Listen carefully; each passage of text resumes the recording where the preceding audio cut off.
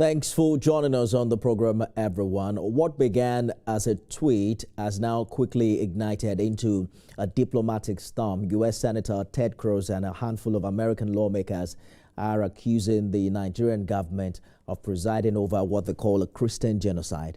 They cite data from advocacy groups claiming that tens of thousands of Christians have been killed since 2009, mostly by terrorist groups and armed headers, and they've introduced a bill demanding that Washington redesignate Nigeria as a country of particular concern. But here at home, that claim has been met with sharp rejection and criticism. The federal government, alongside the All Progressives Congress and both chambers of the National Assembly, have now dismissed the genocide label. They call it false, divisive, and capable of undermining national unity. The Senate says the United States is being misled by inaccurate data, while the House of Reps has resolved to send a delegation to engage U.S. lawmakers directly.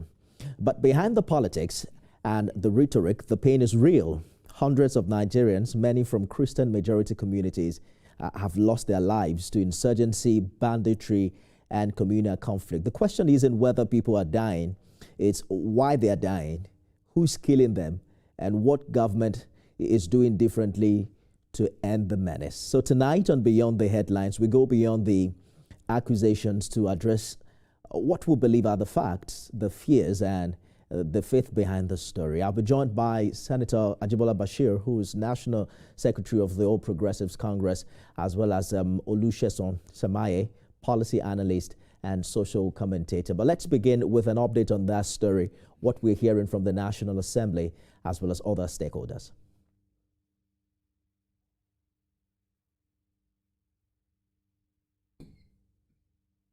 Well, indeed, you know that the House of Reps has condemned the United States while also seeking the United States bill seeking to designate Nigeria as a country of particular concern over alleged persecution of Christians in the country. The lawmakers insist that insecurity in Nigeria is complex and multi-causal, and according to them, it's driven by insurgency, criminal banditry, farmer-header conflicts, communal disputes, a long list of issues affecting citizens of all faiths. Jokadisa has more in this report.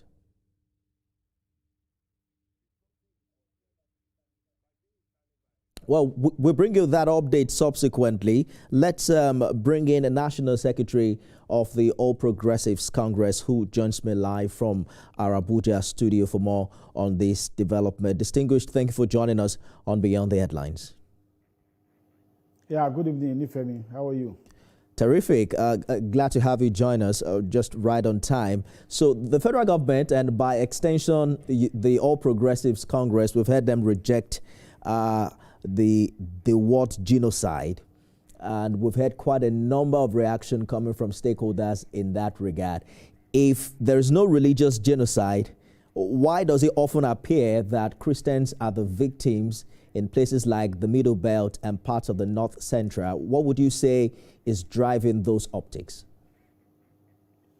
I think it is rather unfortunate that some politicians in the United States of America who are not seized of the facts of the challenges of insecurity in Nigeria are making statements that is not rooted, in fact. To talk about genocide, I think the plain dictionary meaning of genocide will not apply to anything that is happening in the context of insecurity in Nigeria. You are talking of genocide as systematic use of violence with a view to exterminate a particular race or religion or tribal group. I think that cannot fit into what is happening in Nigeria. And just as the House of Representatives has correctly stated, we have violence incidents which border on criminality, manifesting in different dimensions: insurgency and banditry, armed conflict, and of course communal conflict. And this is not targeted at any particular religion, but it's unfortunate that when these indiscriminate attack occur, where they occur, they affect people irrespective of their faith or their age or their ethnic, orientation. So to say that there is a genocidal, attack on Christians in Nigeria is actually irresponsible. It's not rooted, in fact, and is a motive in terms of trying to create a scenario that is not happening in our country. And of course, the present administration of President Bola Ahmed Tinubu has been doing much in being able to tackle the different manifestations of insecurity. And the manifestation of insecurity occur in different species in different parts of the country. In the eastern part of the country, which is predominantly a Christian-dominated area, you see IPOB trying to secede as from parts of Nigeria. When you see a predominantly Christian community and the attacks in that community, you cannot say that it is a religion that is even a minute minority that is perpetrating that particular attack. Of course, in the North Central, we have the act of herders, farmers clash, which is partly rooted in act of criminality that borders on economic crime, and of course the involvement of some people who have been displaced from the northern part of Africa due to the collapse of Libya, and of course the insurgency in Chad and Niger Republic. Then you see another manifestation in the northeastern part of the country, which is, by the different shades of Boko Haram and the other, manifestations of that act of criminality. So to pigeonhole the act of insecurity to a systemic attack with a view to exterminating the Christian folks in Nigeria is totally irresponsible and not rooted, in fact. I hear you, and we've also heard the Senate's position that the Christian genocide narrative is divisive and could threaten national unity. There are concerns, though, as to what point do you draw the line between rejecting that label and denying the crisis? Because regardless of labels, there's no denying that many of those who are killed are Christians, especially in Plateau and Benue. Why, for instance, has that violence persisted for so long? Is it a failure of intelligence, justice, or as some have said, political will? You see, one of the challenges we have in Nigeria is that we don't even look at the other side of development in what has happened. You will recollect that different manifestation of the act of insecurity has been in place even before the advent of the administration of the APC-led government some 10 years ago. But as far as the present administration of President Bola Tinubu is concerned, we have been able to see activities geared to stem the tide of the act of criminality which manifested. You have seen the scorecard read out by the National Security Advisor of actual extermination and, of course, many ringleaders of different bandits organizations, and as well as so-called cattle rustlers. You have also seen the development in the southeast, whereby the state of insecurity that pervaded the place has been reduced minimally. You have also seen the act of kidnapping also being tackled. Yes, we are not there. We must admit that there is still much to be done in being able to tackle insecurity. And in any event, the challenges of insecurity is a pervasive challenges, and the reason why we have government anywhere in the world is to tackle and to ensure security of life and property. It's going to be a continuous challenge, but to say that efforts are not being put in place in terms of equipping the military to be able to address these challenges, and of course also being able to use non-kinetic method in being able to address problems of insecurity will also not be the case in Nigeria. We look towards, and the president has said that we look towards possibility of decentralizing the Nigerian police along state line so that we'll be able to tackle headlong the problem of insecurity we have in Nigeria. It's a continuous challenge, but to pigeonhole it to issue of religious cleansing or genocide against a particular religion is quite unfortunate, divisive, and will actually not do justice to the effort being made by the present administration in tackling problem of insecurity in Nigeria. And in fact, it will only embolden those people whose trade, mark is to cause mayhem for whatever reasons, they are doing so. I hear the efforts of government. However, there are also damning reports like close to 10,000 persons reportedly killed in the past 2 years, according to Amnesty International. CAN, for instance, have stated that Christian lives are not statistics. And there are also evident questions like what government is doing differently to ensure that faith-based communities feel protected and that they are not targeted. Because whether or not you agree that this is right, it is the honest feelings of certain Nigerians in some quarters. The last time Mr. President was in Plateau, we mentioned that he had a closed-door meeting with Christian leaders in that regard. Would you say that government has underestimated the religious undertones of these attacks, or has the problem been the lack of decisive action against certain known perpetrators in some quarters? With respect, I would not say that is a case of religiously motivated attack unless you just want to, call apple, oranges. And some of these attacks are rooted in cultural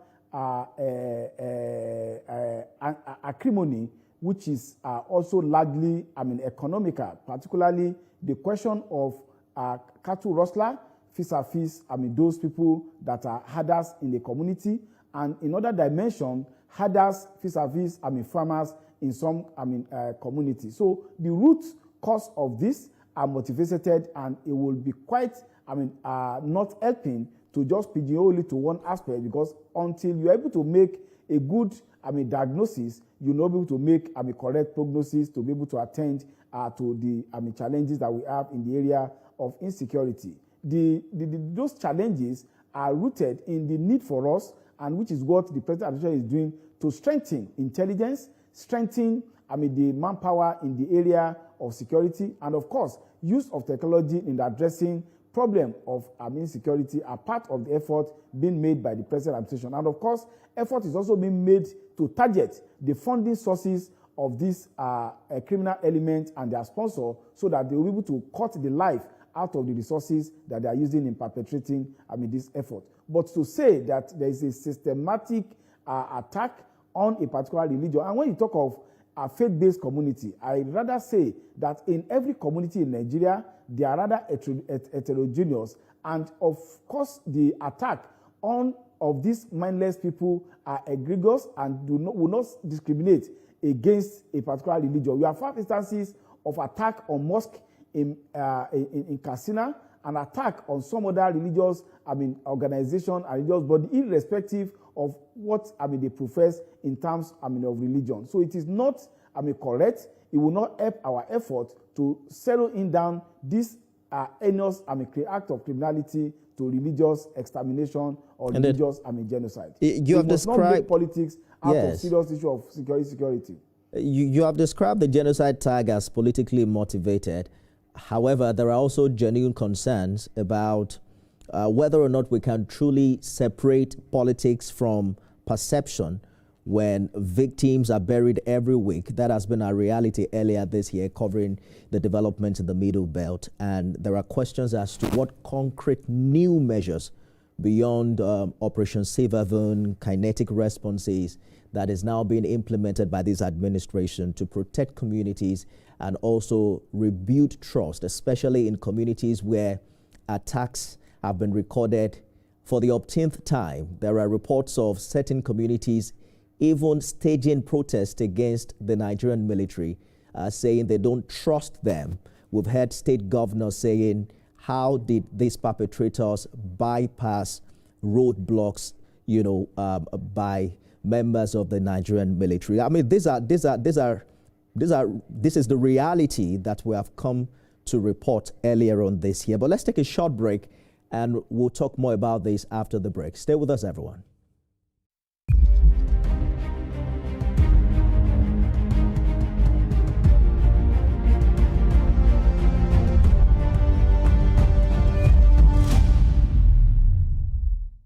Thanks for staying with us, everyone. Senator Ajibola Basiru is the National Secretary of the All Progressives Congress. Let's also now bring in Olusegun Semaye, who is policy analyst and social commentator.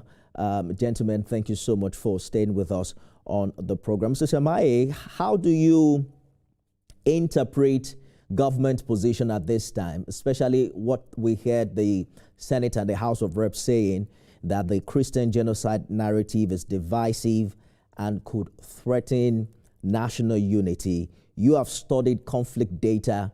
You've also seen government response patterns. Do the numbers support or contradict what these U.S. lawmakers are claiming?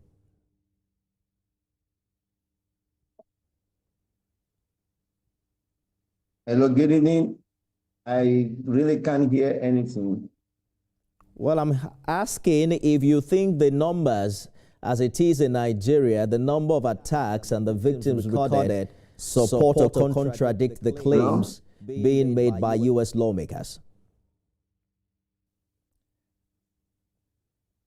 Well, it seems we're having difficulties connecting with Mr. Semaye. We probably will get back to you subsequently. Let me bring in the distinguished. Critics have said that Nigeria lacks credible and transparent data on religious-based killings. And that makes it quite easy for foreign groups to come up with claims such as the one that we are discussing today to fill the gap with their own figures. Is this a challenge to government to begin to publish officially a verifiable breakdown of violent deaths by region, motive, and even now religion? Yes, I will agree with you that our country is still challenged in terms of having accurate data for all purposes, not only in terms of security, but even in terms of education, health, and in other ramifications. But be that as it may, it will not also be a basis for organizations or individuals to sit down in the confines of their offices offshore and cook up figure without even have access and knowing even the geographical configuration of the place where they are making their assertions they are making. There's a different, ball game between cooking up, statistics and actually statistics that is grounded on actual, verification of data, which is, subject to rigorous, methodological validation. So I would say that in some instances, when I hear some, data being, thrown up, you ask yourself, where did they get this, data? Was it just a matter of people just sitting in their room and coming up with what they consider as estimates? Were those, figure actual, in terms of proper validation of what transpired in the theater of conflict, particularly when some of these incidences occur, particularly in the wee hours, of the day, and in very remote, locations. So one of the challenges, which I think is also good for us moving forward, is that government authorities need to be, transparent. We also need to be able to ensure that we try, to get, credible data. But in an heterogeneous, society like Nigeria, where every community, no matter how small, is far from being, homogeneous, to say that an attack to a particular community, of course, in terms of demography, it will affect the larger, percentage of people who belong to a particular, coloration in that place. But to say that it's systematically affecting only a particular, community would, to say the least, be incorrect. For instance, you look at the demography. The large populations of people in the northwest are basically, Muslim. Also in the north, east, where we also have theater of act of banditry and insurgency. Of course, in those locations, those that will be affected will be people who are basically Muslim, and of course some Christians there will also be affected. So we need to really be very sincere and come up with verifiable accurate data. And we also must be able to challenge the basis and methodology of those foreign organizations whose proclivity is to come up with figure to justify whatever funding they get from their government or some their so-called development organizations where they get their funding from. I hear you, and I also understand the narrative on the part of government. But, you know, perception is key. How can Nigeria engage the world on this matter without sounding defensive, acknowledging the pain, which is evident, but defending the truth? The challenge you have is, for instance, you also must interrogate even the available information that we also see on international news channel in the United States of America.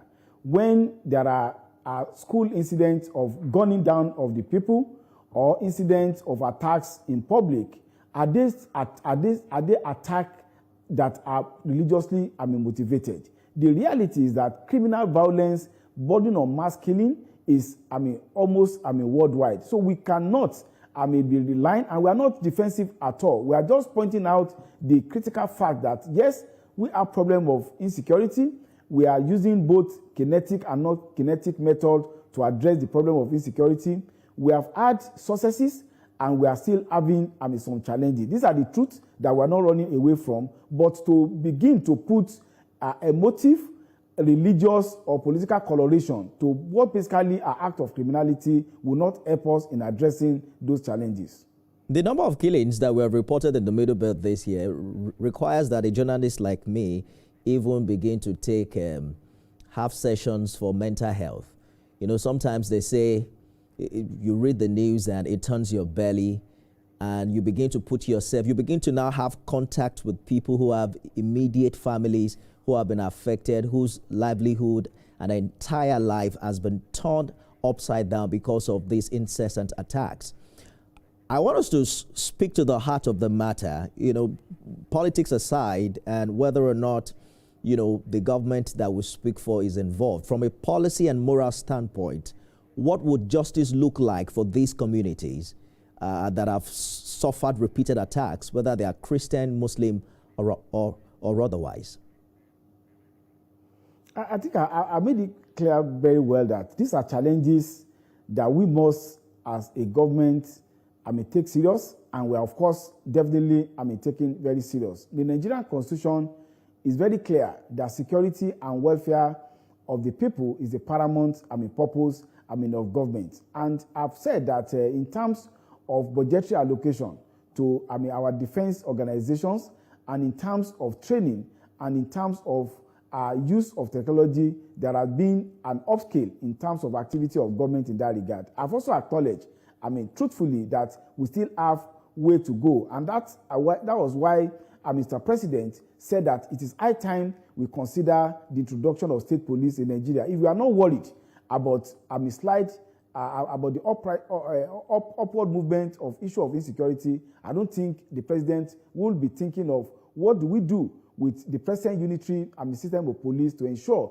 that we address. So we are not resting on our horse. We are also, not pretending. Senator, allow me to jump in quickly, because I remember we had a conversation on Independence Day on this matter, and one of my panelists was saying, what is the Tinubu administration waiting for 2 years into its tenure about the state police thing?